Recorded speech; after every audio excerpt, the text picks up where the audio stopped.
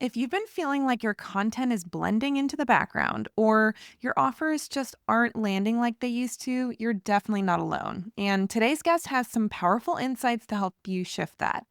I'm joined by Jillian Anderson, a positioning expert, messaging strategist, and lead copywriter who believes bold and honest writing is the key to building businesses that actually feel good behind the scenes. Jillian has worked with over 250 clients across 55 countries in the past decade, specializing in market positioning, personal brand messaging strategy, and high performance sales copy, the kind that sounds like you and sells way better. She was also our copy coach for our higher level clients last year, where she helped elevate their content, sales messaging, and overall writing impact. Jillian brings a unique perspective from her early career as an abdominal massage specialist, and her ability to connect the dots between healing, messaging, and business strategy is truly one of a kind. Her insights are especially relevant now as we navigate the fast evolving landscape of online business, where artificial intelligence, content saturation, and buyer skepticism are changing the rules of engagement. In this interview, we dive into the critical shifts happening in copywriting and messaging in 2025. We talk about what's working, what's not, how to differentiate yourself in a crowded market, and why specialization and transformation focused messaging are the keys to higher conversions and sustainable growth. Jillian's approach is refreshingly honest, deeply strategic, and rooted in real world experience, exactly what so many of us need in today's fast changing online landscape. So, whether you're looking to refine your message, improve your content, or just get inspired by a smart, grounded perspective, you're going to love this conversation. Let's dive in. Well, I'm so excited to have with us on the show today, Jillian Anderson. Welcome to the Nurse CEO podcast, Jillian. Hey, thanks for having me, Laura. Yeah, and we were just talking before we hit record about all the different things we could be talking about. And Jillian, as I mentioned in the intro, is someone who was working with our higher level clients in our shift program when that was running last year, helping them improve their content, improve their writing, improve their sales copy, and all of that. So I'm really excited to have her here just to talk about what she's seeing in 2025 with all of the changes in the industry, especially as a copywriter. I know that's one industry that's gotten rocked in the last year, year and a half with all the AI stuff. But we just want to make sure this is applicable to the health audience that I know I serve. And Jillian used to be, you said you used to be, what kind of practitioner were you in the past? So, I was an abdominal massage specialist, and my job was to correct the suboptimal positioning of the uterus in the pelvic cavity. And I would do that postpartum for women, whether they had cesarean birth or if they had a vaginal birth, but also pre pregnancy correction based on potentially like an injury to the sacrum or just different things with the tissue. So, it was kind of a specialist. I was a specialist. I specialized in that as a massage therapist, basically. Mhm. So That's really cool. I feel like that's so niche for that like hands-on type of practice. And I'd be really curious, and this I don't wanna go too far into this because I feel like this could just go off on a rabbit trail. When you were selling that, was that something that was it easy to sell? Did people just come to you knowing that they wanted it? Did you have to do a lot of education to demonstrate why somebody would wanna pay for something like that? Because I could see that being something that's like there might be like a little collection of really crunchy people that are like, "Yes, this is exactly what I want," and they're seeking you out, but then I would think the average woman might be like, "Why do I need that?" Is that was that your experience that you had to kind of, like, demonstrate value before somebody would buy, or did you just have a bunch of people coming to you already knowing they wanted it? I was so sought after Oh, that's specializing. awesome. That was my first indication that specialization pays. And I was sought after by people who had been in car accidents, but I was sought after by people who had fallen off horses. I was sought after by people who were having painful periods or fertility challenges. Like I was able to really learn that lesson. And actually, I went into the highest bracket of pay at the position I took purely on the basis of that specialization. And I was like, I was so thrilled. I definitely had to do marketing, but there was a network that I was listed in. Like a lot of the practitioners listening are probably listed in different professional networks. And so people could look up like abdominal massage specialist in my state And I was meeting from people like 2 hours away and even further away. People were coming to me. It was cool. That is really cool. So did you have your own practice or were you within a bigger business that you had that specialty? Both. I did not wanna let go of my spa income. Ye I loved the environment, and I was kind of like it was my family, you know? So I actually had 2 really good spa gigs in Jersey, and then I had my own practice that grew, and I was the definition of your, like, busy burning out Oh, yeah. professional. Yeah. Mhm. Well, and massage is hard because if that is the main way you're helping people, you can't necessarily scale that. I mean, you can raise your prices, but you can't massage 5 people at the same time, right? So, I could imagine that would be something that would be very energetically demanding and time consuming if you were getting that much influx of clients and that much demand for your stuff. So for the audience's sake, how did you how did you go from that to being a conversion copywriter? Yeah, wow. In So like nutshell of I that. don't know. Sure. Yeah, the nutshell. So I will say that maybe one day having a luxury spa and running it would be kind of amazing. But it would have to be like architecturally cool and be like a destination. So I have a business idea with that, but I wouldn't want to be the practitioner delivering because it's you cap out. Okay, so the way that I transitioned out of that, even though I'm so passionate about that work, is I had my first baby and realized, oh my gosh, I cannot touch 40 people a week. I can't do this. I can't be away from home that long. I was pumping in the treatment room, which was so peaceful and so nice. Like you're just alone in a treatment room, you know.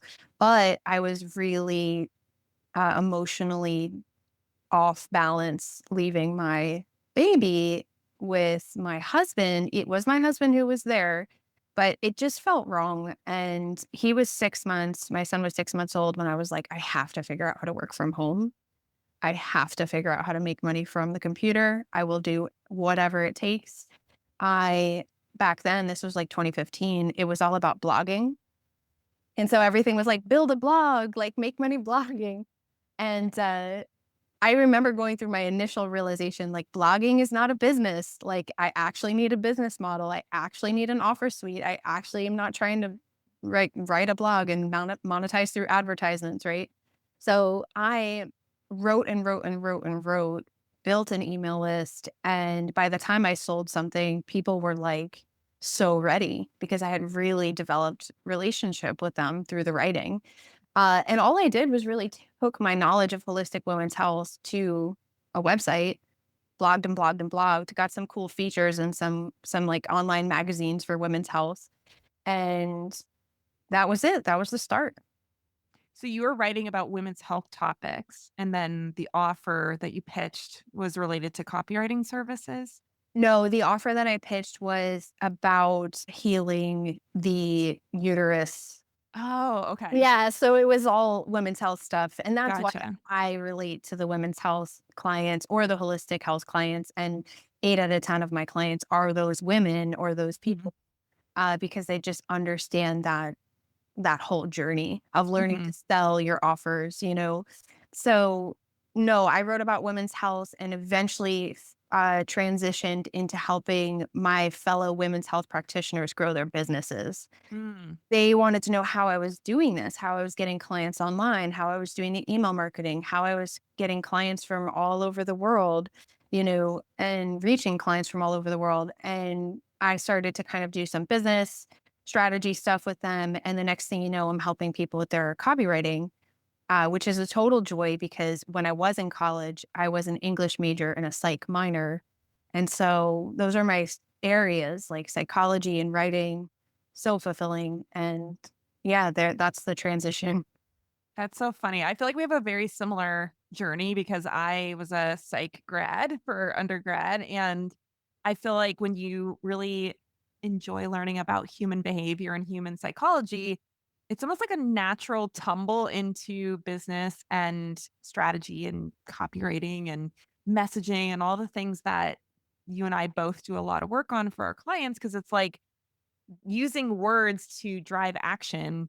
I mean, it's that's basically what we're doing, right? Is being able to say something, being able to write something, being able to send an email, being able to record a video, and saying it in a way that gets some stranger on the internet to pull out their credit card and spend what could be a fairly large sum of money. And so for me, I feel like that has been really fun to get into after doing the health stuff because the health stuff was great. And I feel like for me, and maybe you're the same way, it's being able to help other health practitioners who maybe aren't as skilled at this particular type of business, at the way that you and I have both grown our businesses, helping them to be able to build what they want to build without having to necessarily be obsessed with sales and marketing and messaging and all of that. That's something that has always, especially in the last, like, 5 years, has just been really enjoyable for me, and I'm guessing you're the same way.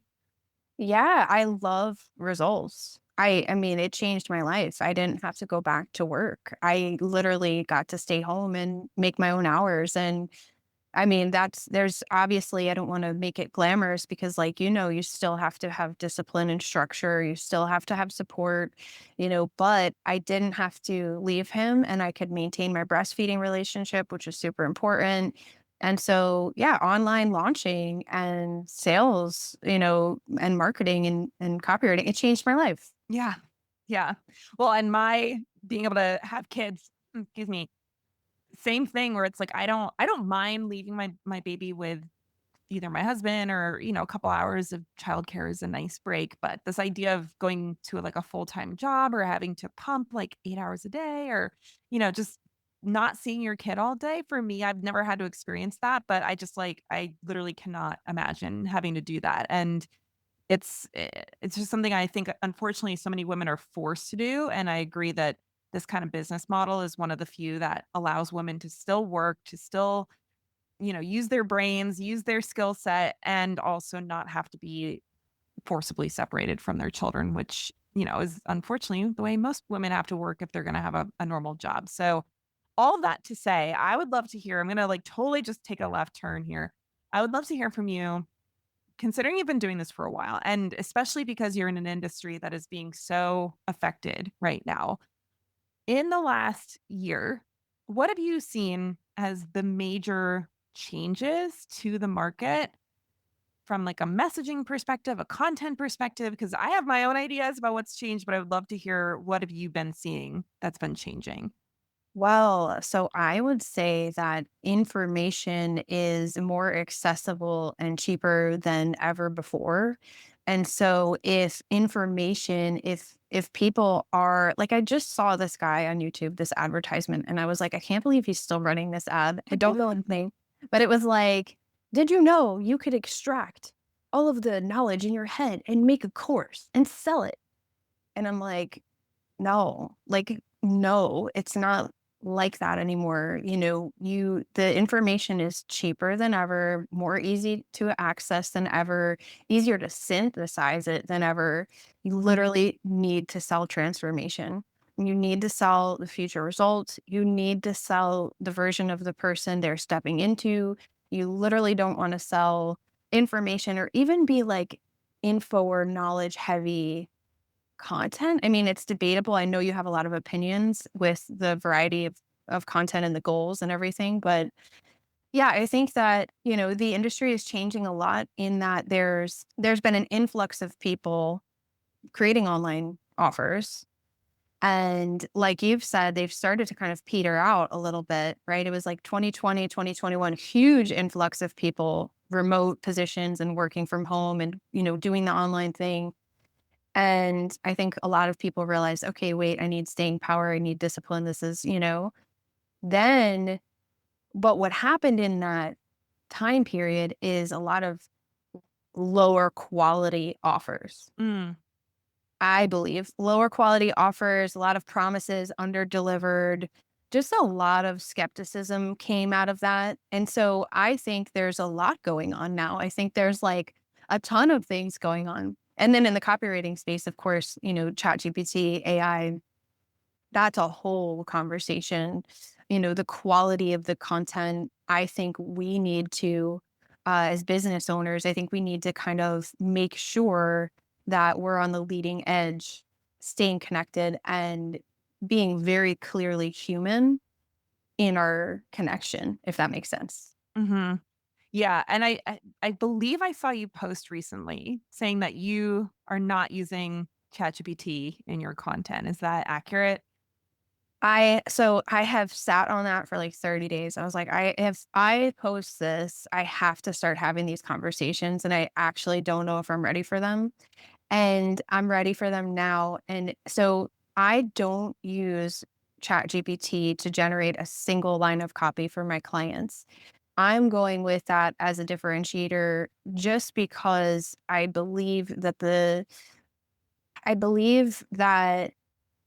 it's it's hard to explain, but I have systems and processes that are proven with my offers.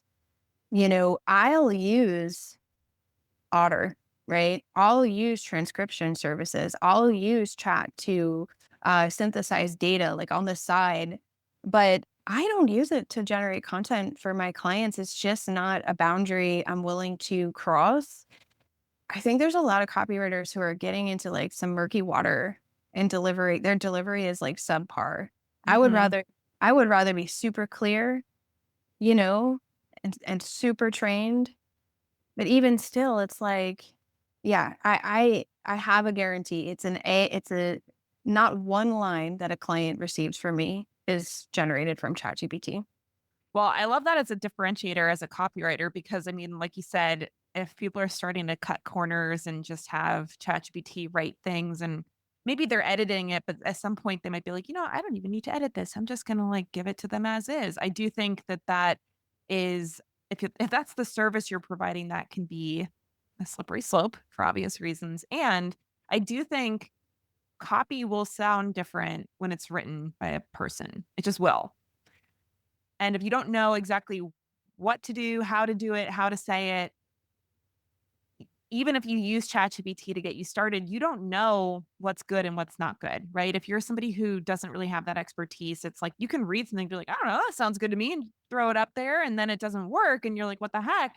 I feel like because we definitely use ChatGPT. Like, I'm not gonna lie, it's something that I use a lot. I don't use it to generate the beginning of the content. I use it as like, okay, take all this stuff that I've said, turn it into another form, and then I'm going to read it again and then zhuzh it up and write it in my own words. But it is something where I do have to make a lot of changes to make it sound the way I want it to, knowing what I know about good content, good copy. So I feel like ChatGPT is such a funny thing because on one hand, for me, as somebody who has a 3-year-old and a 5-month-old, I'm like, I don't know how I would have done anything that I'm doing right now without that tool.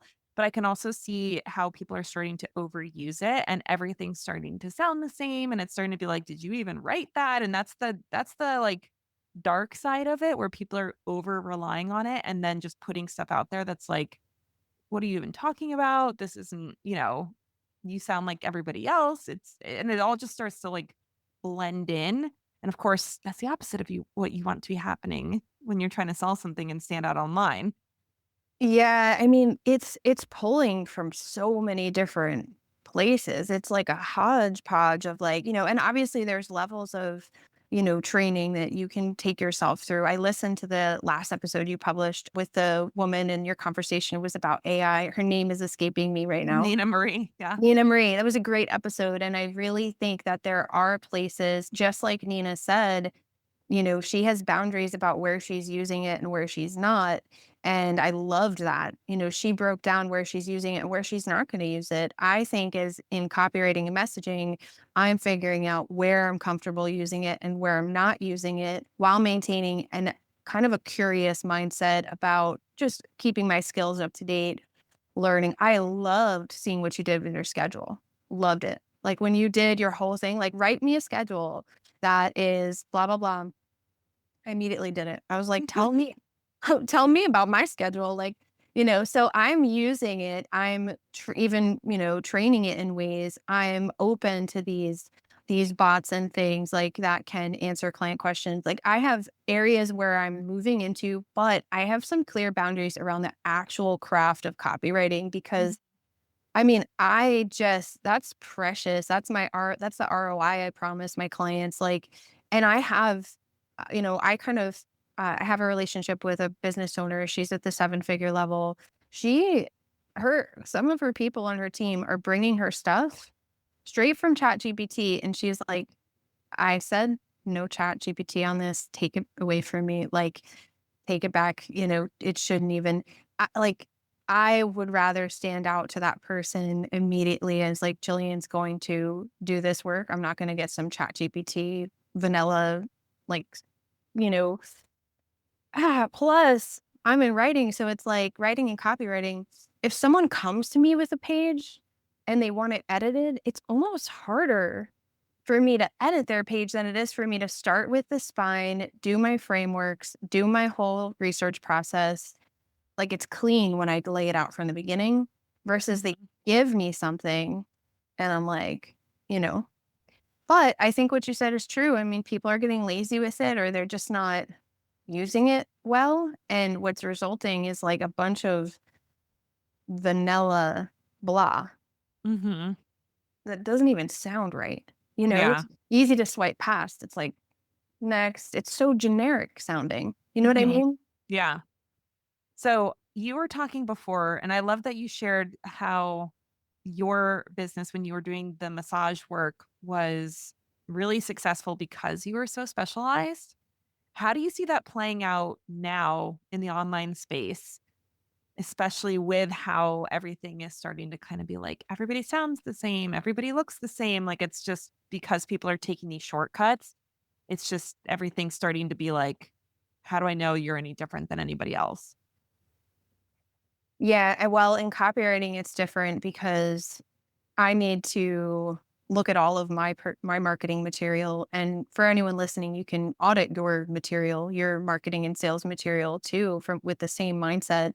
I need to look at everything and ask myself, is it apparent that I'm a strategic partner in this person's results? Mhm. Or do they see me as someone who just hands over a deliverable?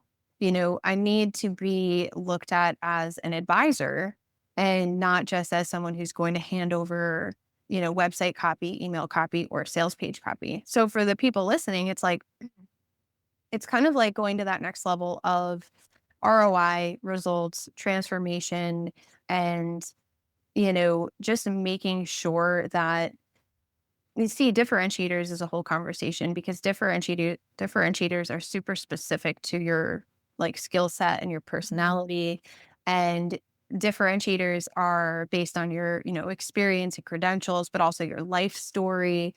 And so those things have to be clearly showcased to where it's obvious where, why someone would choose you over someone else. I think I need to get blatantly obvious about why I am where I stand in comparison to the average copywriter, because I'm kind of modest. And I know a lot of your people are modest. Yeah. Modesty doesn't sell very well. And if you don't say the things out loud, nobody's gonna even know them, you know? Mhm. So Yeah. I mean, I feel that. I feel like I've had some moments recently where I was like, man, our program is so good. And I do not actually express that the way that I should on a regular basis. Cause we'll have people coming into our NBA program being like, oh my gosh, I spent two, three times this on a different program and this one's so much better. And the more I hear that, I'm like, why why do I not talk about this more? So we'll hold each other accountable to talking about our results more because I think, like you said, we're modest. We don't want to overpromise and underdeliver. Like you were saying, that's a really common issue that a lot of people run into. And I don't know about you, but I feel like for me, I almost err on the side of, well, I definitely don't want to underdeliver. So maybe I just won't like really promise a lot. But then, of course, like you said, that's not super attractive to making sales. So it's a fine line to walk. Nobody ever should or want to say, "Oh, this is all this amazing stuff that's gonna happen," and then not deliver on that promise, but it is something where the people I work with, and I'm sure you work with a lot of them too, it's like they're so afraid to let somebody down or not get that full result for every single person that they won't even say it because it's like, it's scary for them to put that out there and then not necessarily back it up for 100% of the people they work with. Yeah, that's something that can be actually teased out in messaging, right? And sometimes it really just helps to have someone who can edge the copy forward, who can look Mhm, at you and say, look, I can tell you're holding back. And I can tell that the promise isn't really clearly being advertised and that you're kind of like playing it safe with your sales page and your messaging. But really, you know that for the right client, this is the result in the future, and you know that that's what this person is claiming and stepping into. And so I think sometimes it does help to work with somebody who can edge it forward and say and call that out, and then help you through your hesitations, walk through it, feel those feelings, but if you're the person who's delivering and you're the person who's concerned with delivery and you have high standards behind the scenes, I mean, you're the person who it's safe to bring the copy to the next level and go there. Because on the inverse of that, the thing that can happen is if your copy isn't strong enough and it's not selling that, future that the person is ready for, what can happen is your sales will suffer. And then how long are you gonna stay in business? How long are you gonna be able to reinvest into your business? How long can you go with mediocre sales? Not long, not long. mhm, It doesn't feel good. I've done that and been there. Then you have to carry yourself forward with grit and, like, you're dragging yourself forward. It's hard, you know? yeah, it's just, if things are not flowing easily, what ends up happening is you just have to put in a ton of man-hours to get the sales, and depending on what your life circumstances are, you may not have a lot of man-hours and maybe not enough energy hours to really be, like, forcing things to happen versus when you have those systems set up, you have that deeper work that's been done to position you effectively. I feel like that's when things can be easier for you because you don't have to white knuckle so hard to get clients. That's just, I mean, that's definitely something I've been experiencing. I feel like for my particular niche, stuff has changed so much in the last year that I had to really almost go back to, I don't say square one, but I had to really revisit, okay, what are we selling? Who are we selling it to? What are we promising as the result? You know, am I even excited about the result that this is giving people, or can I make that result more exciting for me so that I'm showing up with the messaging that's based on that excitement that I have? So I definitely had like a not like we didn't start the business over or anything, but it really went back to the foundations of, okay, we need to look at the offer. We need to look at who we're selling to. We need to look at what we're promising. We need to look at how how we're actually delivering on that. And I've I've definitely noticed significant benefits of doing that work.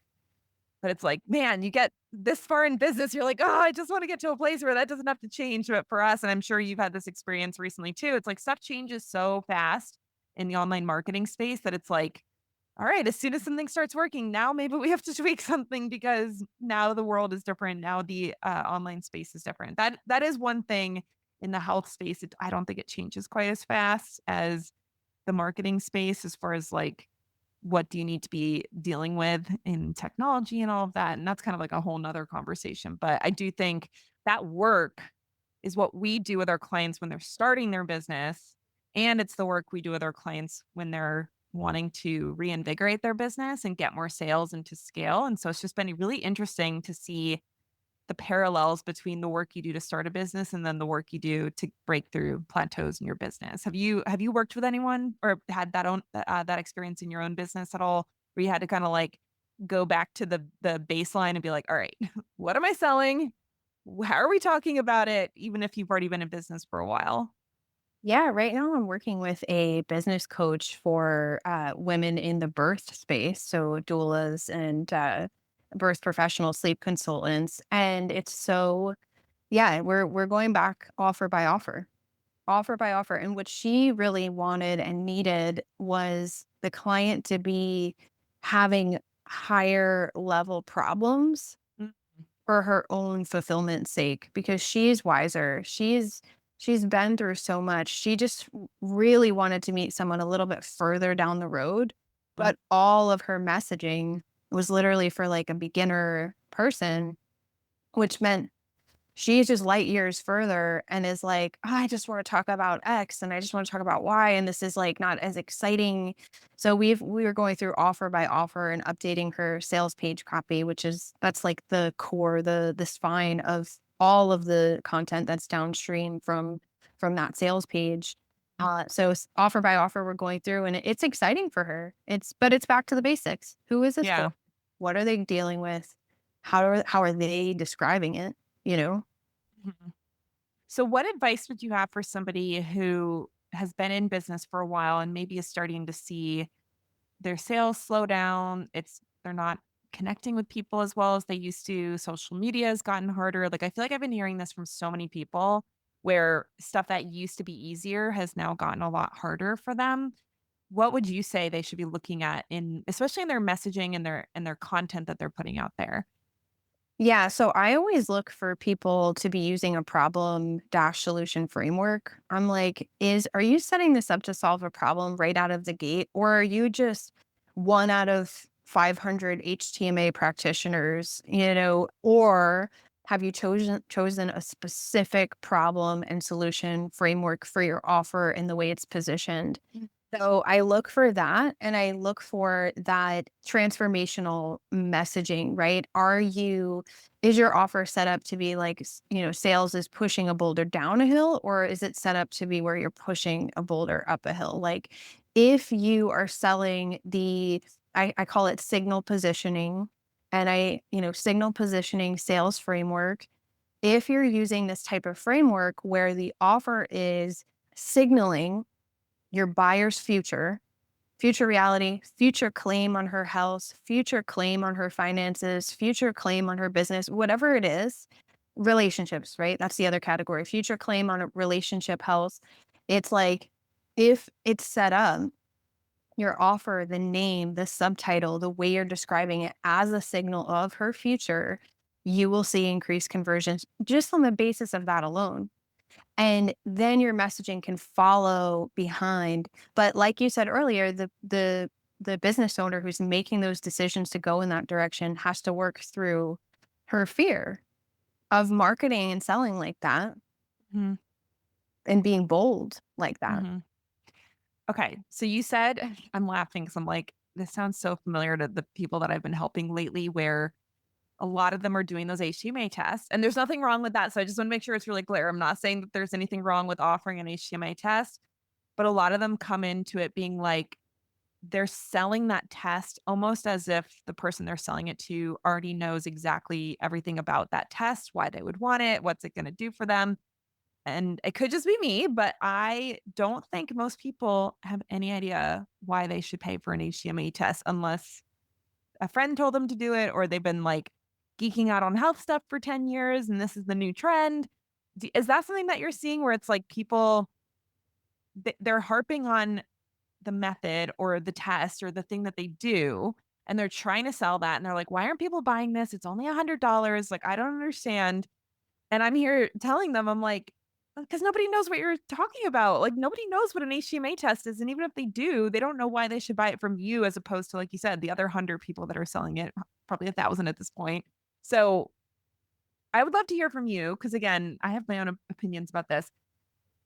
What would tell you that somebody is heading in the wrong direction? And let's just use the HTMA practitioner as an example. Because I know obviously people that use those tests, they use a lot of different things to help their clients.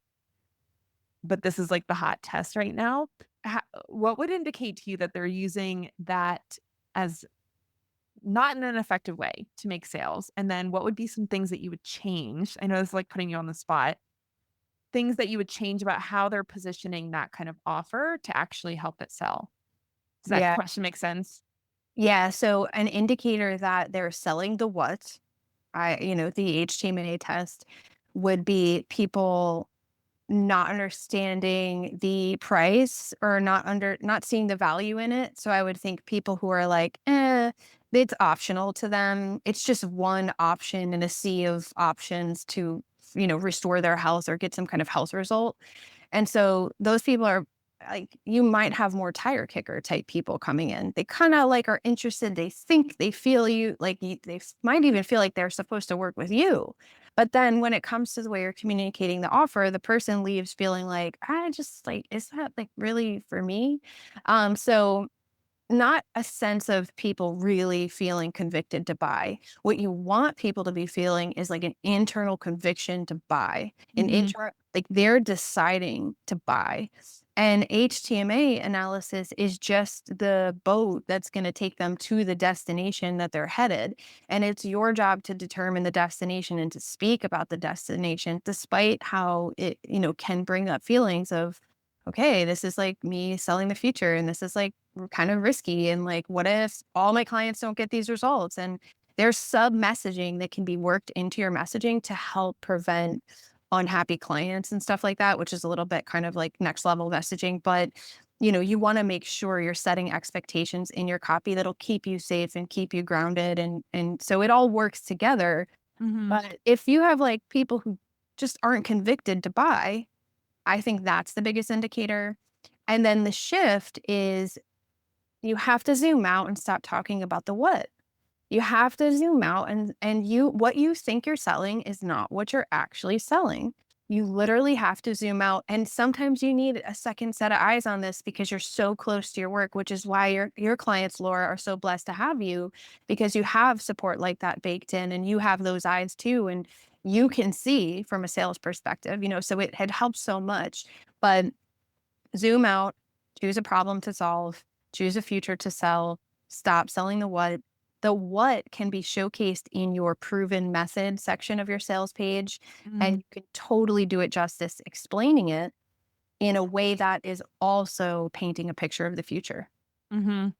Yeah, because I feel like with the HMA test is a really interesting example because it's one of those tests that I feel like actually could solve a lot of different problems and could help with a lot of different problems. Maybe it's not like a full solution, but it's like, hey, this would be really useful in losing weight. This would be really useful in getting your energy back. This would be really useful in your fertility journey, right? Like there's so many different situations that it's applicable.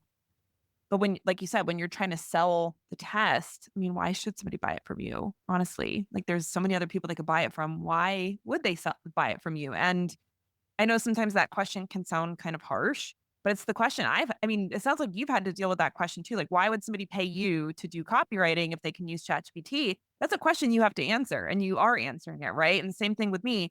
If there's 100 other business coaches out there that serve health experts, which I don't know what the number would be. I haven't really figured that out. I don't care. But it's like if they have 100 different options, why are they going to pick me? And it's a serious question, right? And I think sometimes that can be something that makes people feel bad about themselves or makes people be like, "Oh, I don't know why somebody would work with me."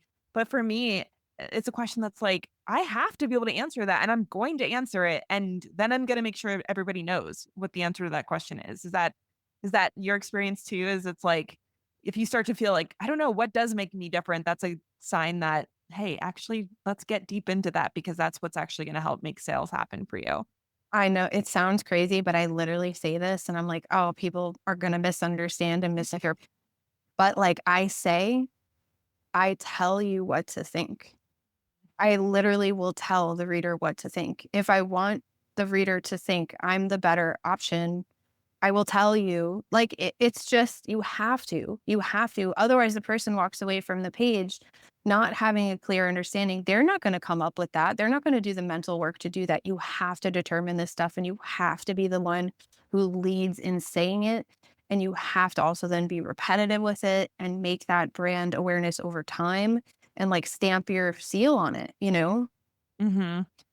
I mean, a lot of this stuff is stuff we've been doing for a long time. I just think in 2025, it's like, okay, now it's serious. Now you really have to be doing this. It was like helpful before. Now it's almost, non-negotiable and the business survival depends on it. So I know we could talk a lot longer. I'll have to either have you come back or, some of the stuff that you were saying. I'm like, oh, I should see if she'll come to a training for NBA people about that. Cause now I'm like, my gears are turning. If there was one thing that somebody could do right now, today, this week, that would make whether it's their offer, their content, anything that they're putting out in front of people that would make it more sales appropriate and less just a waste of their time to be creating, what would you tell them to do? I would tell them to audit their calls from their top 3 clients for that offer, their favorite clients, to just sit there with a drink.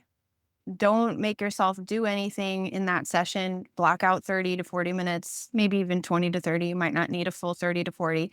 Sit there and read the transcripts or listen to their voices, tune into their emotions, hear the words they're using, and stop trying to conceptualize copy. You want to go straight to the source and let them inform what you're selling, which is not what you think you're selling. Mhm.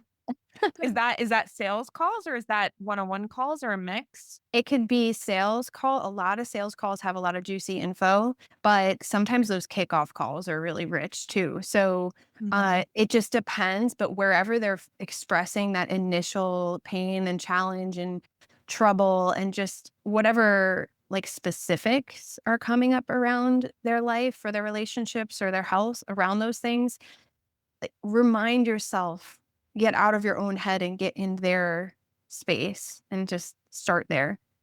Awesome. I love it. So that means if you're not recording them already, you need to start recording them first and then go back And and yeah, and Laura, I know you like AI, so I use Otter AI. It Mhm. automatically transcribes all of my meetings, so I literally don't have to go in Zoom. I go to Otter, and you can hit play, and you can hear play by play your clients talking. You can highlight, you can share the transcripts. It's so good for Yeah. yeah. Yeah. We use it. I use it all the time. Using it right now, actually. So, well, Jillian, it was so fun to talk to you. Like I said, I got to have you back because now there's like 15 other things I want to talk to you about. Where can people find you online if they want to learn more about your perspective about sales and copywriting and how to do it in the crazy world that is 2025? Sure. So www.jillian-anderson.com. And then I'm on Instagram at Jillian A. Anderson. And those are my 2 spots. Awesome. I love it. Well, thanks for joining me for the conversation. And like I said, I'll have to have you back in the NBA to talk about some of this stuff. Like the one thing you said was the I forget exactly how you said it, but it was this idea of baking in something into the copy that makes it less likely that somebody's going to be disappointed in working with you if they don't get 100% of the results. I'm going to like put a little pin in that and tell people stay tuned, but I might have you come into the NBA and talk about that because that's like, oh, that's juicy. I would love to because it's all about staying calm and the nervous system. And it's like coding, it's like sub messaging. I would love to do that. Oh, I love it. Okay. NBA students, stay tuned. As for the rest of you, thanks for joining us. And we'll see you here next week on the Nurse CEO podcast. Take care, everybody. Thanks so much for tuning in to this episode of the Nourished CEO podcast. If you enjoyed this conversation and it brought you value, I would be so grateful if you would take a minute to leave a review over on iTunes.